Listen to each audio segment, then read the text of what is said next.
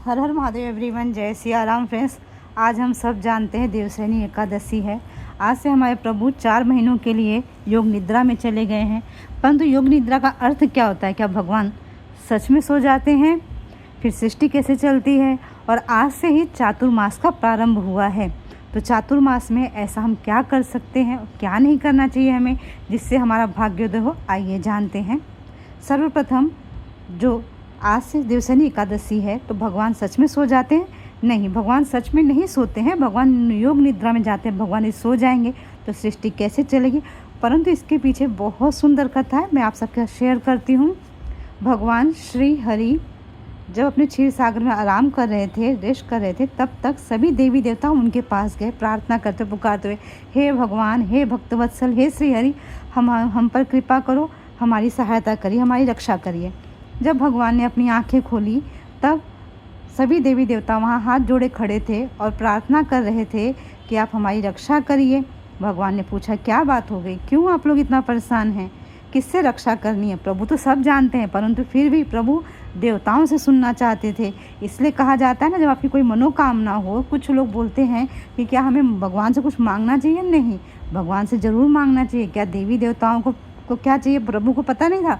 पता था, परंतु प्रभु के सामने जब हम अपनी प्रार्थना कहते हैं, बच्चे अपनी प्रार्थना कहते हैं, तो माता पिता जैसे अपनी कृपा करते हैं, फट से बच्चों की विशेष पूरी करते हैं, वैसे ही भगवान भी करते हैं।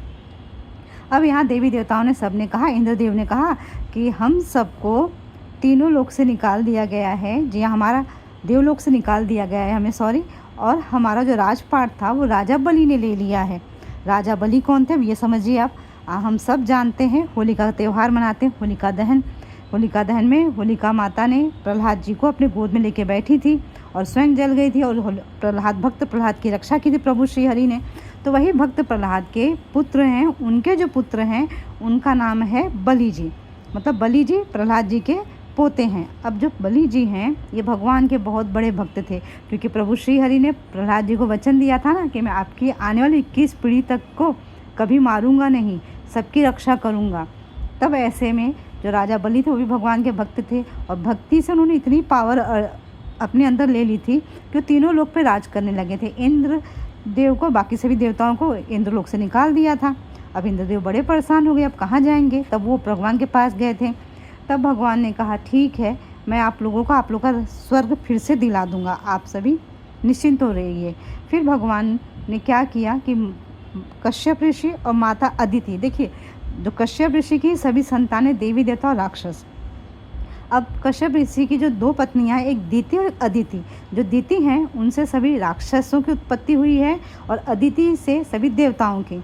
तो अदिति माता चाहती थी कि उनके गर्भ से प्रभु का जन्म हो, प्राकट्य हो। तो माता ने पयोव्रत किया था। आज से पयोव्रत भी शुरू हो रहा है। जी हाँ, पयोव्रत थोड़ा कठिन होता है। जिन्हें सुपुत्र की प्राप्ति की इच्छा होती है कि उन्हें संतान जो हो वो सबसे लायक हो, तो उन्हें पयोव्रत अवश्य करना चाहिए। अब माता ने पयोव्रत किया था, तो प्रभु ने उनके यहाँ जन्म लिया, और तब माता ने कहा कि बाकी जो मेरे पुत्र हैं उनकी रक्षा करिए, उन्हें इंद्रलोक फिर से दिला दीजिए। तो प्रभु जब जन्म लिए तो ब्राह्मण थे, छोटे से बटुक ब्राह्मण के रूप में जन्म लिए प्रभु, और फिर माता से विदा लेकर के गए महाराज बलि के यहाँ। महाराज बलि ने बहुत अच्छा सा यज्ञ रच रखा था। अब यज्ञ में जैसे ब्राह्मण आते तो ब्राह्मणों को दान दिया जाता है। जैसे प्रभु पहुँचे, बड़ी सुंदर उनकी आभा थी, उन्हें देख के सब मोहित हो गए। वहाँ पे राजा बलि की पुत्री थी, वो भी उनको देख के मोहित हो गई। कितना सुंदर बालक है, काश इतना सुंदर बालक मेरा होता, ऐसे ही उनके मन में विचार आया। अब फिर जब राजा बलि के यहाँ पर प्रभु पहुँचे थे, तो राजा बलि ने उनका स्वागत किया, ब्राह्मण जैसे ब्राह्मणों का स्वागत किया जाता है। फिर उनसे पूछा, बताइए आपको क्या चाहिए, आपको कितना धन धान्य चाहिए, मैं आपको सब दे दूंगा। तो फिर भगवान बोले, मुझे धन नहीं चाहिए। तो राजा बलि ने पूछा, आपको सुंदर कन्या चाहिए? नहीं, कन्या भी नहीं चाहिए, आपको क्या चाहिए? तब भगवान ने कहा कि मुझे सब 3 पग भूमि चाहिए। अब भगवान जैसे 3 पग भूमि कहा ना, तो राजा बलि के गुरु थे, सभी के गुरु होते हैं, तो उनके गुरु थे शुक्राचार्य जी, तो देवताओं के गुरु हैं। अब शुक्राचार्य जी ने जैसे ये बात सुनी, ध्यान लगाया। वो सोचे, आखिर एक बटुक ब्राह्मण को सिर्फ जमीन 3 पग भूमि क्यों चाहिए? कुछ तो गड़बड़ है। उनके दिमाग में ये बात आ गई। फिर उन्होंने क्या किया, जैसे ही ध्यान लगाया, उन्हें पता चला प्रभु श्री हरि हैं। अब प्रभु श्री हरि हैं, तब उन्होंने महाराज बलि से कहा कि ये भगवान श्री हरि आपको छल करने आए हैं, देवताओं का काम बनाने के लिए, आप इन्हें 3 पग भूमि का संकल्प लेके मत देना। पर महाराज बलि ने कहा कि मैंने मन में वो सोच लिया, मैंने इनसे कह भी दिया बटु ब्राह्मण से जो ये मांगे मैं इनको दूंगा, तो मेरा कर्तव्य बनता मैंने संकल्प लेके दे दूं। अब शुक्राचार्य जी बोले अगर तुम ऐसा करोगे तो तुमसे मैं नाराज़ हो जाऊंगा। जब गुरु नाराज़ हो जाते हैं तो लक्ष्मी भी नाराज़ हो जाती है, यश कीर्ति चली जाती है। बोले गुरुदेव आप नाराज़ हो जाएंगे चलेगा, परंतु मैं अपने वचन से दोबारा नहीं जा सकता। जी हाँ, ये होती है अपने शब्दों की मर्यादा। शब्द अगर आप बोल रहे हैं तो उन्हें पूरा करने का प्रयास करिए, वचन दे रहे हैं तो उन्हें पूरा करने का प्रयास करिए। अब प्रभु ब्राह्मण जी ने बोला, बटु ब्राह्मण ने, कि आप संकल्प लीजिए, मुझे दीजिए 3 पग भूमि, कितना समय ले रहे हैं। तब तक लोटा मंगाया गया, कलश, उसमें पानी, उसमें गंगा जल था, तो गंगा जल से वो अपना संकल्प लेने जाते हैं। महाराज बलि संकल्प लेने के लिए टोटी होती है जिससे जल गिरता है। तब तक शुक्राचार्य जी ने दिमाग लगाया कि जल गिरेगा नहीं, संकल्प लेंगे नहीं, भूमि कहाँ से दान देंगे, मेरे शिष्य हैं, मैं इनकी रक्षा करूँगा, यजमान है मेरे, यजमान का अहित तो नहीं होने दूंगा। भगवान शुक्राचार्य एकदम छोटा सा रूप लेकर के लोटे में जाके बैठ गए टोटी में। अब टोटी से जल गिरे ही नहीं। भगवान श्री हरि ने अपना ध्यान से देख लिया, समझ गया कि शुक्राचार्य अंदर घुसे हुए हैं।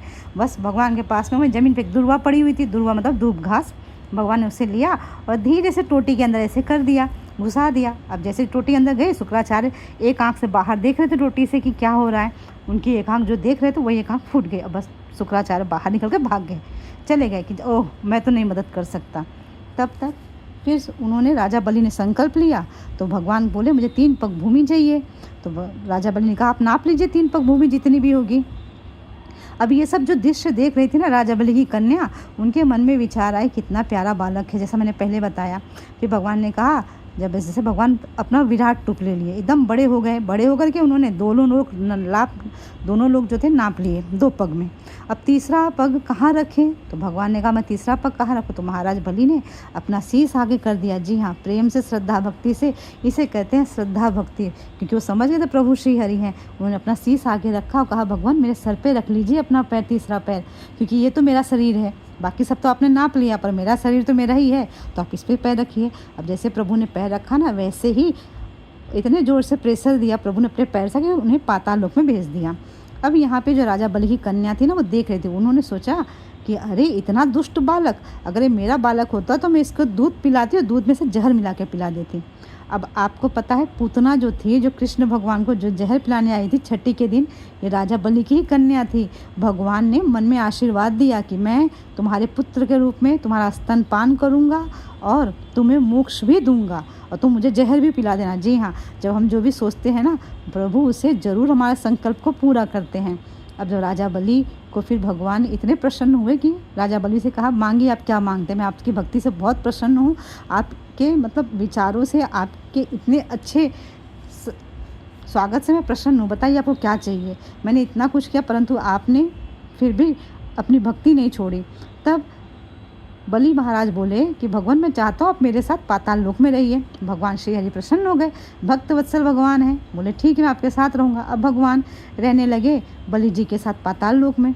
अब सृष्टि में हाहाकार मच गया, तब माता लक्ष्मी ने क्या किया, माता लक्ष्मी ने साधारण स्त्री का रूप लिया और महाराज बलि के यहाँ पाताल लोक में गई और उनके हाथों में कलावा, जिसे हम रक्षा सूत्र कहते हैं, बांधा। और तब राजा बलि ने कहा जी आप मेरी बहन है, बताइए बहन मैं आपको क्या दूं। तब माता लक्ष्मी अपने स्वरूप में आकर के कहीं कि मुझे प्रभु श्री हरि को दे दीजिए ताकि वो फिर से अपने क्षीर सागर में चलें, विष्णु लोक को चलें। तब राजा बलि ने कहा ठीक है, और प्रभु ने कहा मैं 4 महीने यहीं रहूँगा आपके साथ में और एक रूप से मैं शयन करूँगा क्षीर सागर में। तो भगवान दोनों रूप से हर जगह प्रकट है, भगवान सर्वत्र हैं। और उसी जो माता लक्ष्मी जो नारियल जो मौली बांधी थी बलि जी के हाथ में, उस दिन को कहते हैं रक्षाबंधन, नारियल पूर्णिमा, तभी से हम रक्षाबंधन का त्यौहार सेलिब्रेट करते हैं। तो ये कथा थी। और आज चातुर्मास है, चातुर्मास के दिन साधु संत और जो भगवान के भक्त होते हैं वो कोई संकल्प लेते हैं। बहुत सारी ऐसी तो चीज़ें हैं जो करनी चाहिए, परंतु यदि आपके अंदर कोई ऐसा व्यसन है जो आप छोड़ना चाहते हैं, जैसे अगर आपको शुगर है, आप मीठा नहीं खा सकते परंतु फिर भी आप खा लेते हैं, तो आज संकल्प लीजिए कि अगले 4 महीने मतलब 1 नवंबर तक चातुर्मास है, तब तक आप शक्कर नहीं खाएंगे। या फिर आपको बहुत ज़्यादा क्रोध आता है बिना कारण कि आप क्रोध पर संयम नहीं कर पाते, तो प्रभु के सामने संकल्प लीजिए, प्रभु आज से मैं संकल्प ले रहा हूँ, मैं अब से क्रोध नहीं करूँगा, ट्राई करूँ मैं क्रोध ना करूँ। अगर फिर भी मुझे क्रोध आए तब आप मुझे क्षमा कर देना और मेरा ये व्रत पूर्ण करें, मेरा संकल्प पूर्ण करें और 4 महीने तक क्रोध मत करिए। इसी प्रकार से आप अपनी मनोकामना के हिसाब से संकल्प ले सकते हैं 1 नवंबर तक का। ये कथा थी, ये मेरा पहला पॉडकास्ट था। अगर आपको अच्छा लगता है तो बहुत-बहुत धन्यवाद। आगे शेयर ज़रूर करें, मुझे कोई नॉलेज नहीं है इस पॉडकास्ट के विषय में। आई होप आप सबको अच्छा लगे। बोले भक्तवत्सल भगवान की जय, सियावर रामचंद्र की जय, उमापति महादेव की जय, पवन सुत हनुमान की जय।